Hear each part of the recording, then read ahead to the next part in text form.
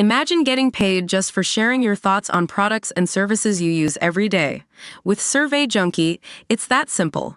Click on the link in the video description to discover how you can start earning today by taking surveys. Jack Carlson became an Australian legend on October 11, 1991 when he was arrested while enjoying a succulent Chinese meal.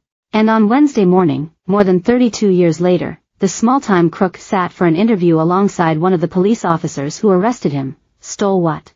The duo, who had become fast friends since the infamous incident, flipped the lid on what really happened that day, reported ABC News Breakfast. Host Michael Rowland asked Carlson if the entire arrest was all a bit of performance art as the part-time actor crossed in live from Brisbane. I suppose so. A bit hard to remember motives and that from going back that far, Carlson responded. When recalling the events of that fateful day, Watt added, Jack's now a good mate of mine, but I have a different version of events to what actually occurred. There's a lot of different versions of the events. A lot of mysteries and misperceptions about the whole thing. But the main thing is Jack should have got an Academy Award and he's a good mate. Rowland, 55, went on to ask about one of Carlson's most iconic lines when he yelled, "Get your hands off my penis," as the police wrestled him into the back of a cop car. Was it true that an officer did grab you by the private parts or was that made up on the spot? Rowland said. Carlson responded, probably made up. Can't remember. Watt then explained, Jack has since said that he exaggerated that one. But I must say, Jack would have made a good detective in a different line of work. Sunrise also aired a report Wednesday morning as a documentary is set to come out about Carlson and the arrest which shot him to national fame. The Channel 7 breakfast show hosts reflected on reporter Chris Reason, now 58, who originally reported on Carlson's arrest in the early 90s. Presenter Monique Wright revealed she received a text from Reason which read, I've been doing this job more than 3 decades now. Covered Mandela, Bosnia, Ukraine, 9/11, all anyone wants to talk to me about is bloody Mr. Democracy Manifest.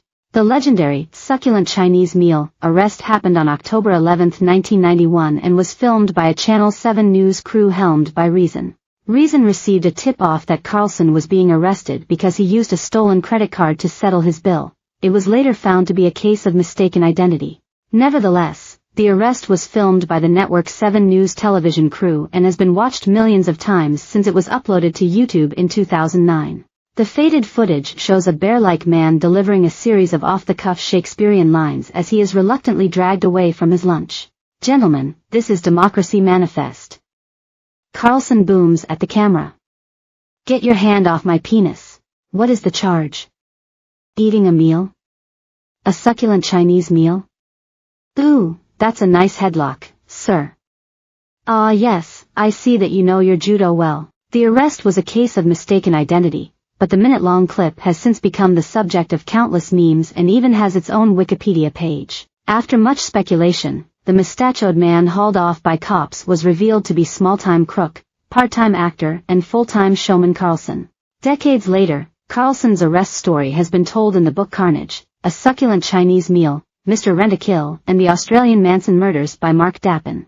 Carlson will also appear in an upcoming documentary titled The Man Who Ate a Succulent Chinese Meal. Despite being wrongfully arrested, Carlson, who is now in his early 80s, has a long history being on the wrong side of the law. He is known to have associations with some of Australia's most notorious crooks from the 70s to 90s, such as Mark Chopper Reed and gangster Nettie Smith. Carlson has been locked up in prisons in Brisbane, Bago Road, Sydney, Parramatta, Long Bay, and Melbourne, Pentridge, and escaped from custody 3 times.